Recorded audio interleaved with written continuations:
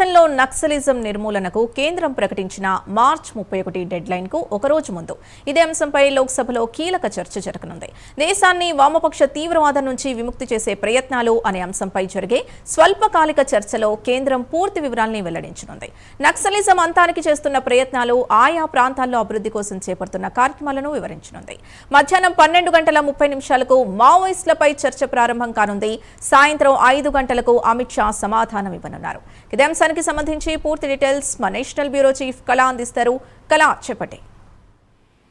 దాదాపు అంటే పార్లమెంటు సమావేశాలు 12వ రోజు ఈ రోజు జరుగుతుంది. కానీ ఈ చర్చకు మాత్రము చాలా ప్రాధాన్యత ఉన్నటువంటిది. ఒకవైపు దేశంలో ఉండేటటువంటి నక్సలిజాన్ని అంతమొందించాలనేటువంటిది కేంద్ర హోంశాఖ 2024 నుంచి ఇప్పటి వరకు కూడా నక్సలిజాన్ని అంతమొందించాలి, ఏదైతే జనస్రవంతులకి కలవాలి అన్నటువంటి ఏదైతే పిలుపు నేపథ్యంలో అనుకోవచ్చు. దాదాపు దశాబ్దంలో దాదాపు 10,000 మంది పైగా మనకి 2014 నుంచి ఇప్పటి వరకు కూడా 2024 వరకు కూడా దాదాపు 10,000 మంది మావోయిస్టులు జనస్రవంతుల్లో కలిసినటువంటిది.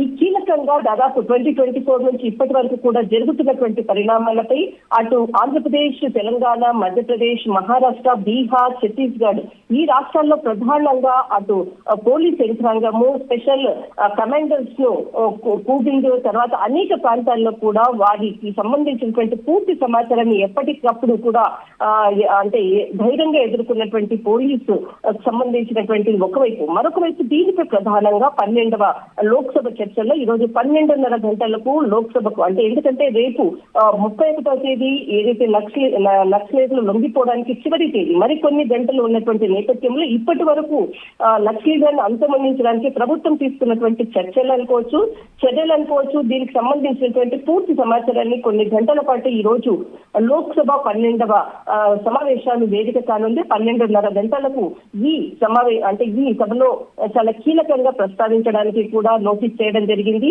ఈ రోజు ఏదైతే ప్రశ్నల పరంపర అనుకోవచ్చు, సాయంత్రం 5 గంటలకు ఇటు కేంద్ర హోంశాఖ మంత్రి అమిత్ షా కూడా దీనిపై కూడా సమాధానం ఇచ్చేందుకు కూడా పూర్తి ప్రణాళికలు సిద్ధం చేశారు. ఇందులో భాగంగానే కొంతమంది కీలకమైనటువంటి వాళ్లకు ముందుగానే నక్సలిజం పై మాట్లాడేందుకు కూడా కీలకమైనటువంటి సమాచారాన్ని ఇవ్వడం జరిగింది. ఇందులో అటు ఆంధ్రప్రదేశ్ కి సంబంధించినటువంటి ఎంపీ శబరి కూడా సంబంధించినటువంటి ఆంధ్రప్రదేశ్ లో ఉన్నటువంటి నక్సలిజం పై కూడా ఆమె కూడా ఈ రోజు లోక్సభలో ప్రసంగించేటటువంటి అవకాశం కూడా ఉంది.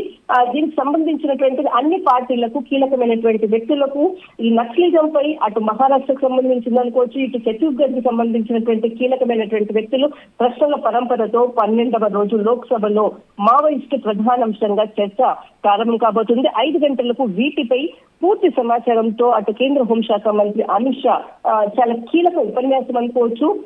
కొన్ని గంటల్లో ఎవరైతే మిగిలి ఉన్నటువంటి వాళ్ళు కూడా లొంగిపోయే విధంగా కూడా ఈ కీలక ఉపన్యాసం ఉంటుంది అన్నది మాత్రం ప్రస్తుతం అందుతున్నటువంటి సమాచారం. రైట్, థ్యాంక్ యూ కళ.